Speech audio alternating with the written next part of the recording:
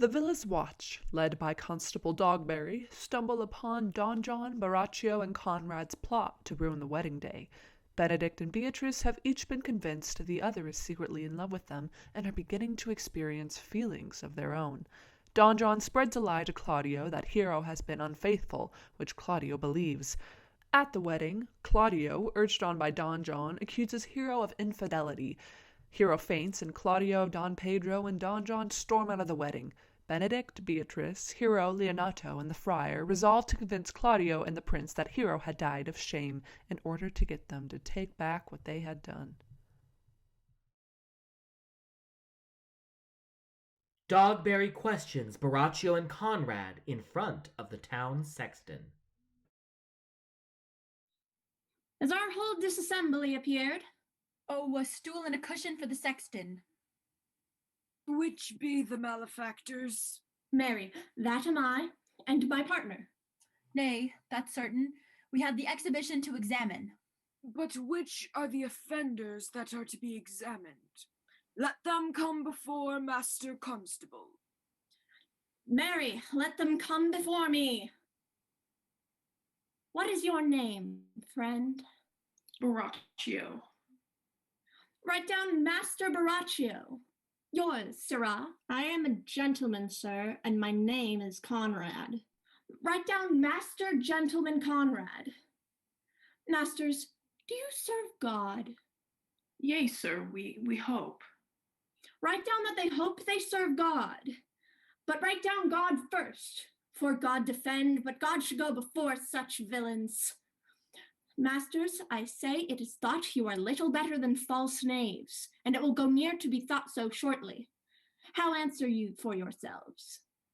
Marry, sir, we say we are none. A marvelous witty fellow, I assure you. But I will go about with him. Sir, a whisper in your ear. I say to you, it is thought you are little better than false knaves. Sir, I say to you, we are none. Ah, stand aside. For God, they are both in a tale. Have you writ down that they are none? Master Constable, you go not the way to examine. You must call forth the watch that are their accusers. Mary, that is the eppest way. Masters, I charge you in the prince's name, accuse these men. This man said, sir, that Don John, the prince's brother, was a villain. Write down the Prince John a villain. Why, this is flat perjury, to call the prince's brother a villain. Master Constable, no, Worthy fellow, peace. I do not like thy look, I warrant you. What heard you him say else? Mary, that he had received 1,000 ducats of Don John for accusing their lady Hero wrongfully. Flat burglary as ever was committed. Yea, by mass that it is. What else, fellow? And that Count Claudio did mean, upon his words, to disgrace Hero before the whole assembly, and not marry her. Oh, villain, thou wilt be cast into everlasting redemption for this. What else? That is all. And this is more, masters, than you can deny. Hero was Prince John this morning secretly stolen away. Hero was in this manner accused, in this very manner refused, and upon the grief of this suddenly died. Master Constable, let these men be bound and brought to Leonato's. I will go before and show him their examination. Yea, let them be opinioned. Let them be in the hands. Off, coxcomb! God's my life, where is the sexton? Let him write the prince officer coxcomb come behind them. Thou naughty varlet. Away! You are an ass. Dost thou not suspect my place? Dost thou not suspect my years? Oh, that he were here to write me down an ass. But masters, forget not that I am an ass, though it not be written down, yet remember that I am an ass. No, thou villain, thou art full of piety, as shall be proved upon thee by good witness. I am a wise fellow, and which is more, an officer, and, which is more, a householder, and, which is more, as pretty a piece of flesh as any in Messina, and one that knows the law. Go to, and a rich fellow enough. Go to, and a fellow that hath losses about, and one that hath 2 gowns, and everything handsome about him. Bring him away. Oh, that I had been writ down an ass. Leonardo attempts to draw guilt from Prince Don John and Claudio, while the truth begins to come out.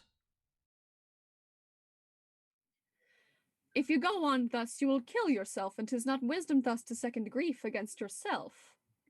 I pray thee, cease thy counsel, which falls on mine ears profitless as water in a sieve. Give me not counsel, nor let no comfort delight in mine ear, but such whose wrongs do suit with mine. Bring me a father who so loved his child, who joy of her overwhelmed like mine, and bid him speak of patience, measure his woe to the length and breadth of mine, let it answer every strain for strain, as thus for thus, as such grief for such, in lamentement branch, shape, and form. If one will smile, stroke his beard, bid sorrow wag, cry, hem, when he should groan. Patch grief with proverbs, makes misfortunes drunk with candle wasters. Bring him yet to me, and I of him will gather patience. But there is no such man, for brother, men can counsel and speak comfort to the grief that they themselves do not feel, but tasting it would turn to premedicinal to rage, fetter stronger madness with silken thread, charm ache with air, and agony with word. No, no. 'Tis all men's office to speak patience to those that wring under the load of sorrow, but no man's virtue nor sufferance to be mortal while he shall endure the like himself. Therefore, give me no counsel. My griefs cry louder than any advertisement. Therein do men from children nothing differ. I pray thee peace. I will be flesh and blood, that never yet a philosopher could endure the toothache patiently. However, they have writ in the style of gods and push at a chance of sufferance. Yet bend not all the harm upon yourself. Make those that do offend you suffer too. There thou speakest reason. Nay, I will do so. My soul doth tell me Hero is belied. And that shall Claudio know, and so shall a prince, and all that thus dishonor her. Here comes the prince and Claudio hastily. Goodeen, goodeen. Good day to both of you. Hear you, my lords. Some haste, Leonardo. Some haste, my lord? Well, fare you well, my lord. Are you so hasty now that all is won? Nay, do not quarrel with us, good old man. If he could right himself with quarreling, some of us would lie low. Who wrongs him? Marry, thou dost wrong me, thou dissembler, thou. Never lay thy hand on thy sword, I fear thee not. Marry, beshrew my hand, if it should give your age such cause of fear. In faith, my hand meant nothing to my sword.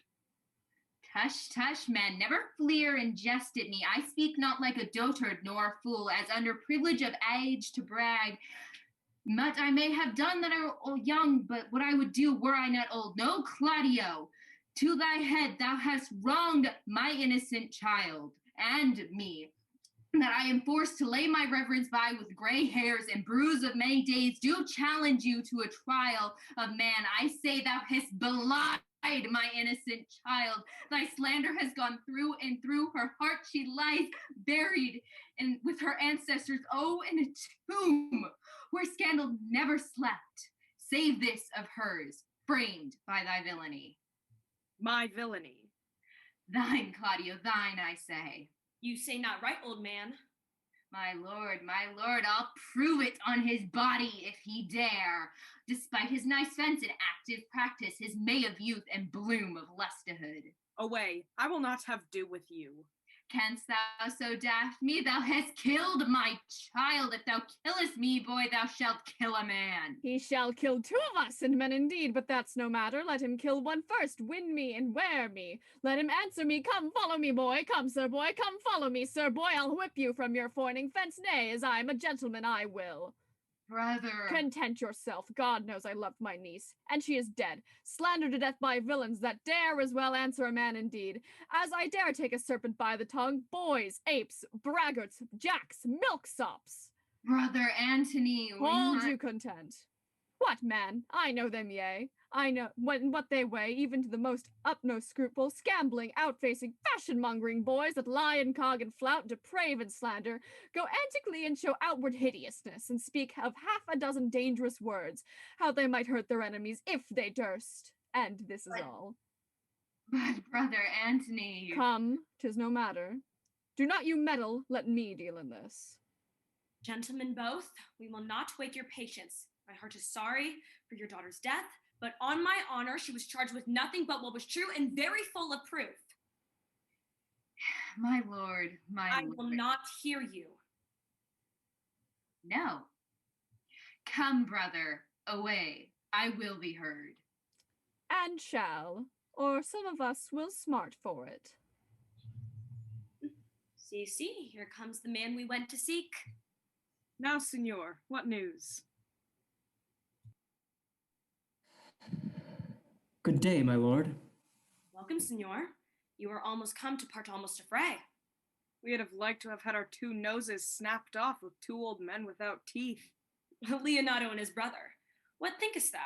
Had we fought, I doubt we should have been too young for them. In a false quarrel, there is no true valor. I came to seek you both.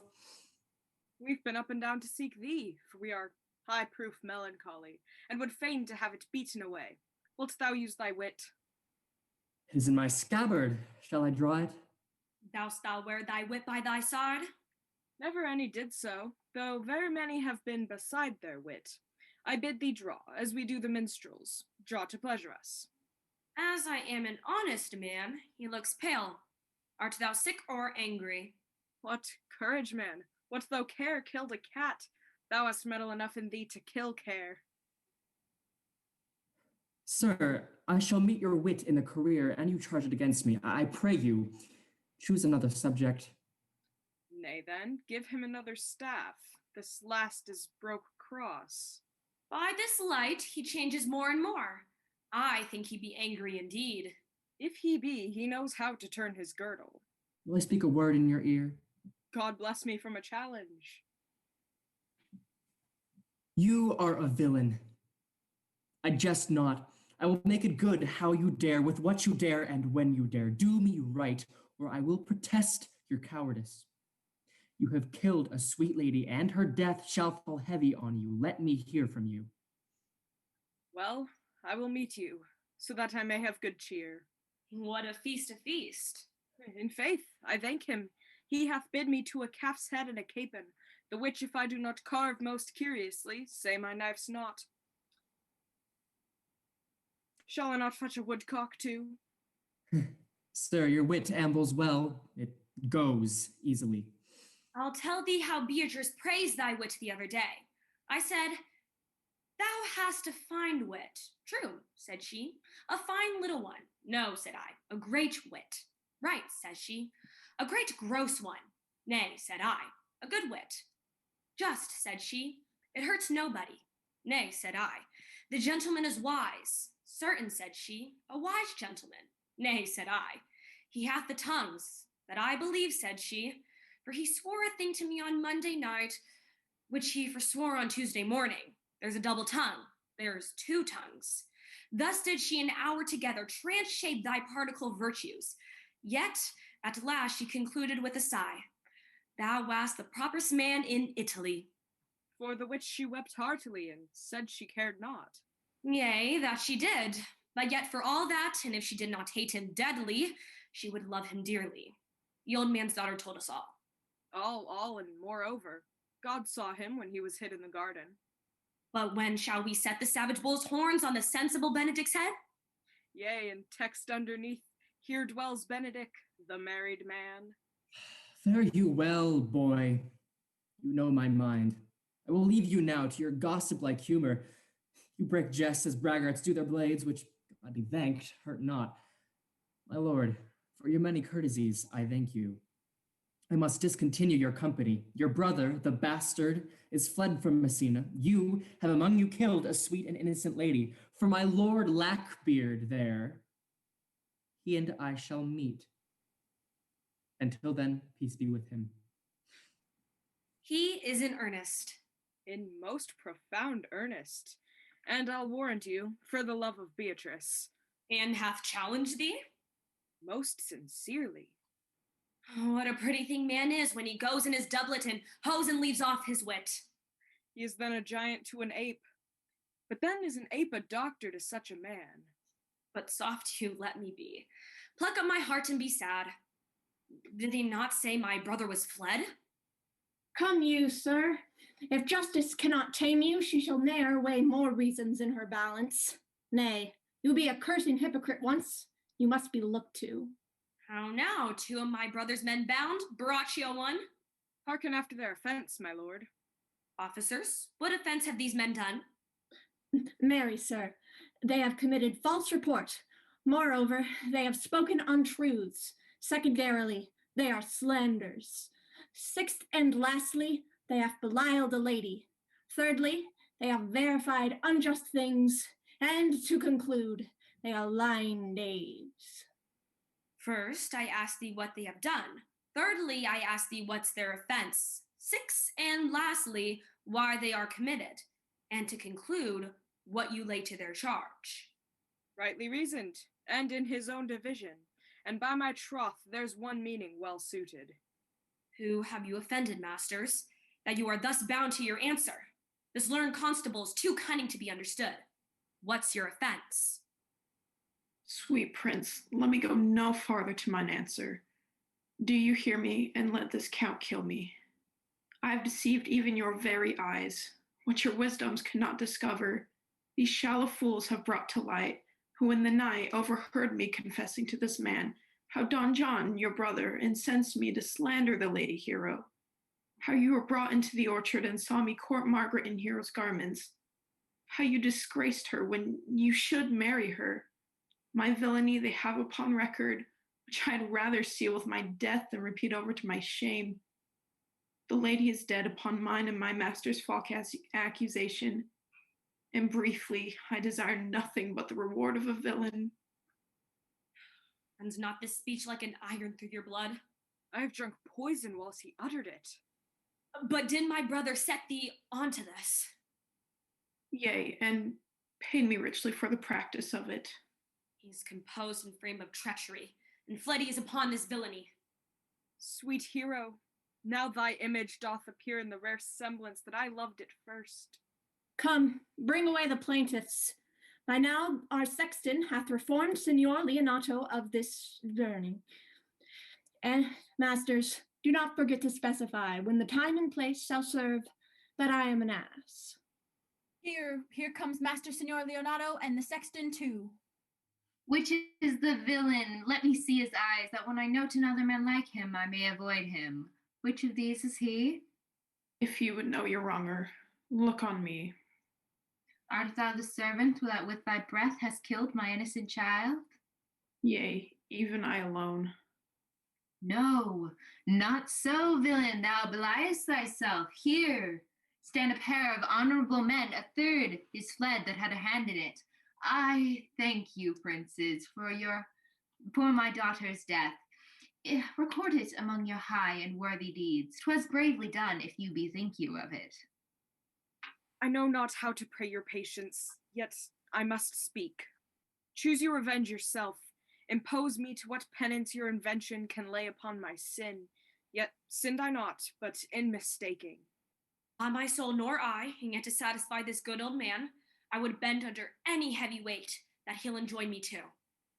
I cannot bid you bid my daughter live.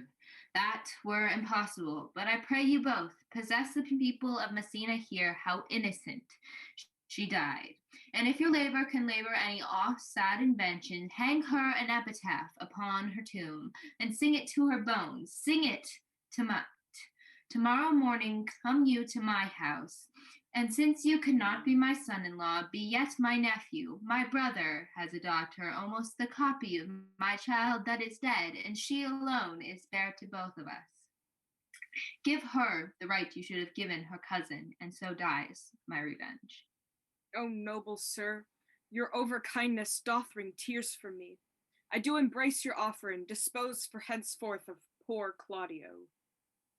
Tomorrow I will expect your coming. Tonight I take my leave. This naughty man shall be brought face to face with Margaret, who I believe has packed in all this wrong, hired to it by your brother. No, by my soul she was not, nor knew not what she did when she spoke to me, but always hath been just and virtuous, in anything I do know by her. Moreover, sir, which is indeed not under white and black, the plaintiff here, the offender, did call me an ass. I beseech you, let it be remembered in his punishment. And also, the watch hath heard them talk of one deformed. They say he wears a key in his ear and a lock hanging by it, and borrows money in God's name, the which he hath used so long and never paid, that men grow hard-hearted, and will add nothing for God's sake. Pray you, examine him upon that point. I thank thee for thy cares and honest pains. Your worship speaks like a most noble and reverend youth, and I praise God for you. There is for thy pains. God save the foundation. Go, I discharge thee of thy prisoner, and I thank thee. I leave an errant knave with your worship, which I beseech your worship to correct yourself for the example of others. God keep your worship, wish your worship well. God restore you to health.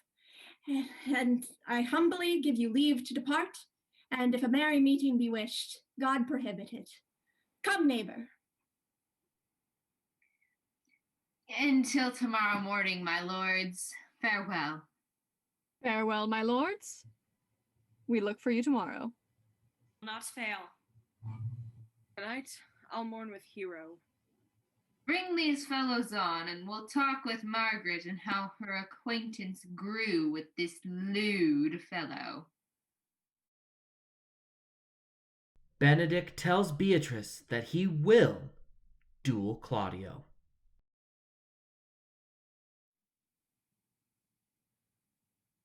The God of love that sits above and knows me, how pitiful I deserve. I mean, in singing, but in loving, Leander, the good swimmer, Troilus, the first employer of panders, and a whole book full of these quondam carpetmongers whose names yet run smoothly in the even road of a blank verse, why, they were never so truly turned over and over as my poor self in love. Mary, I cannot show it in a rhyme. I've tried. I can find out no rhyme to lady but baby, an innocent rhyme. For scorn, horn, a hard rhyme. For school, fool, a babbling rhyme, very ominous endings.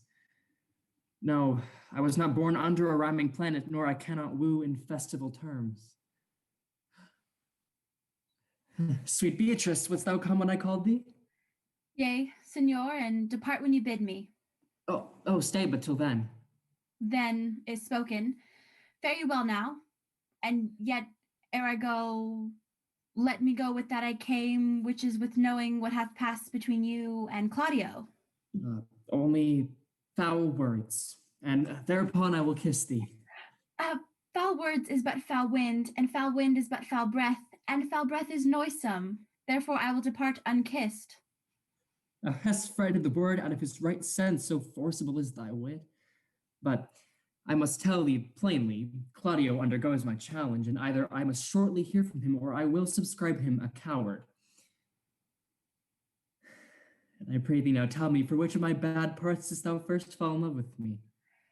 For them altogether, which maintain so politic a state of evil that they would not admit any good part to intermingle with them. But for which of my good parts did you first suffer love for me? Suffer love? A good epithet. I do suffer love indeed, for I love thee against my will. In spite of your heart, I think. Alas, poor heart, if you spite it for my sake, I'll spite it for yours, for I will never love that which my friend hates. Thou and I are too wise to woo peaceably. It appears not in this confession.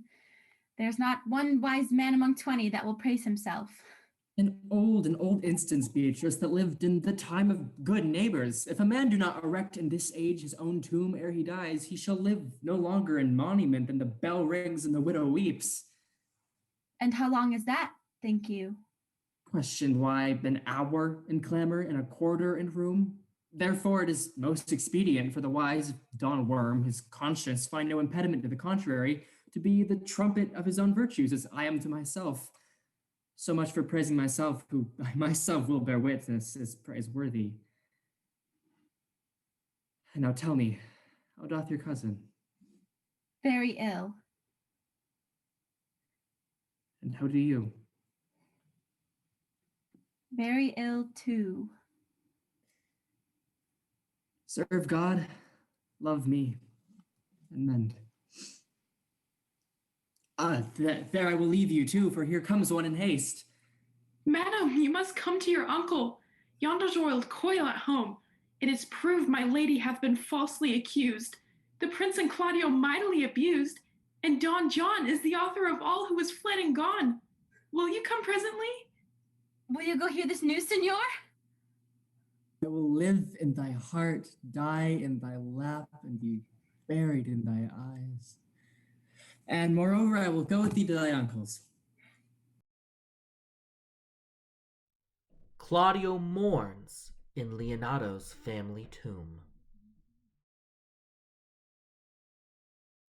So, this is the monument of Leonato.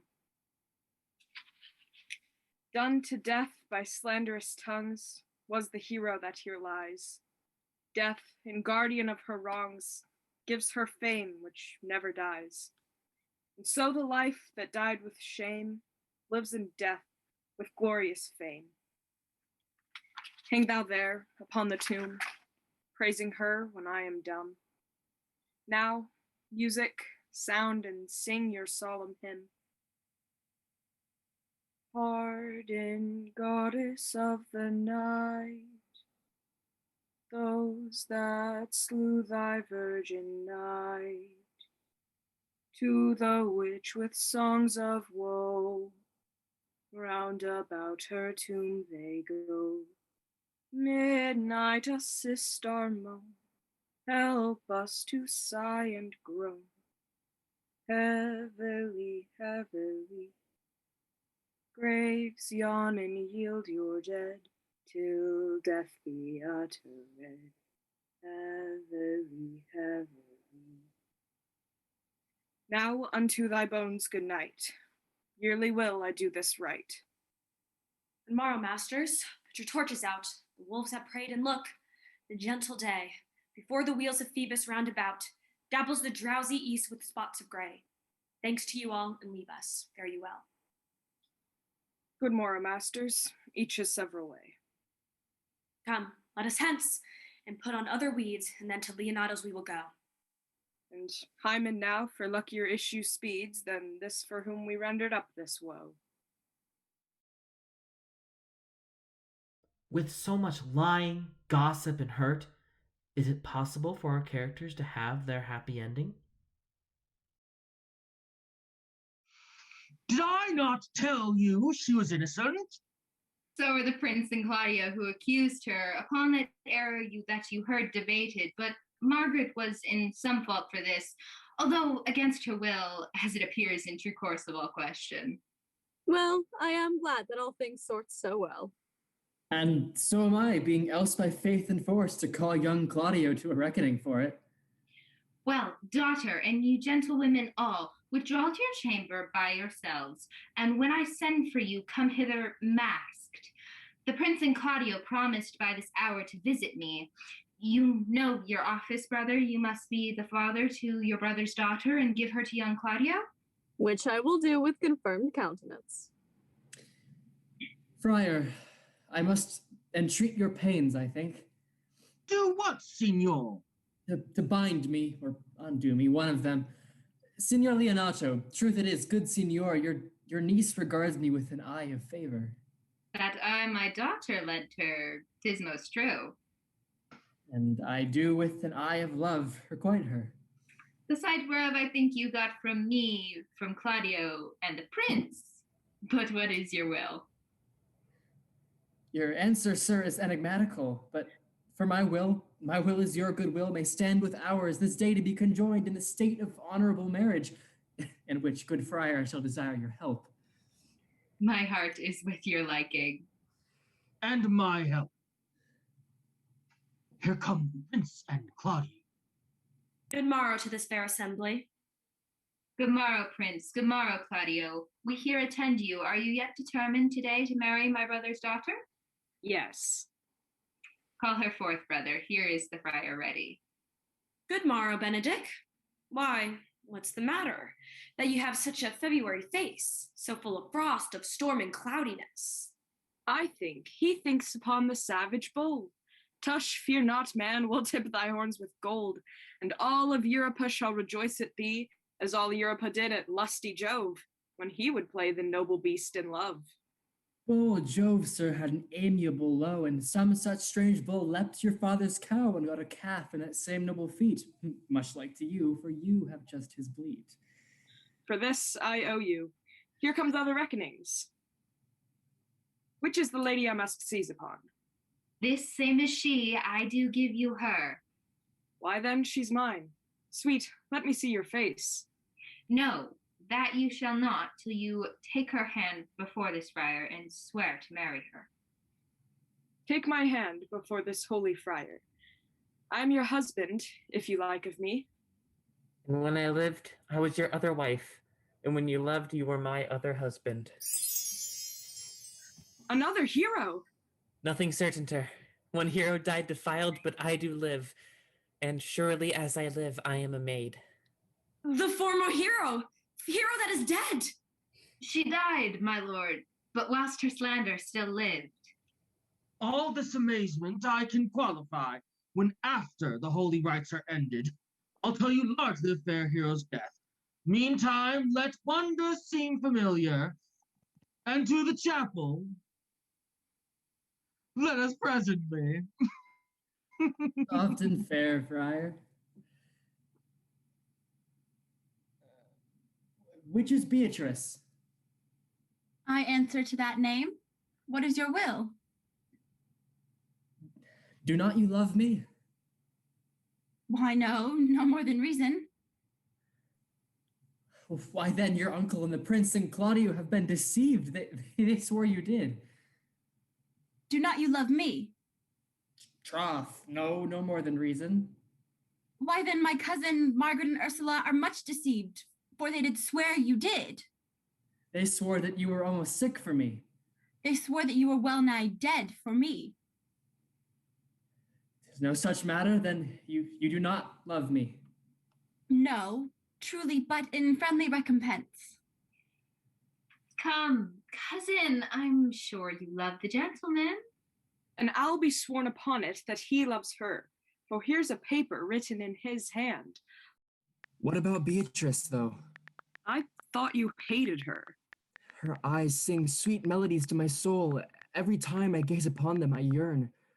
For to dance to the song of dearest Beatrice is of the world's greatest delights.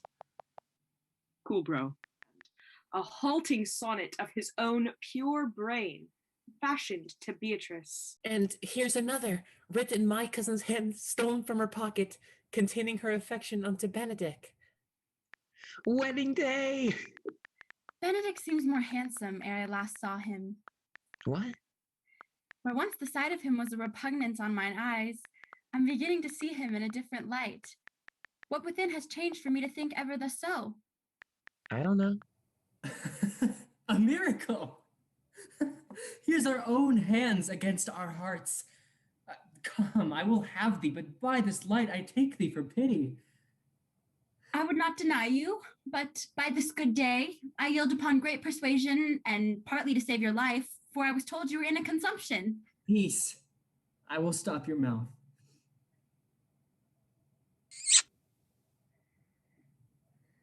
How dost thou, Benedict, the married man? I'll tell thee what, Prince. A college of whipcrackers cannot flout me out of my humor.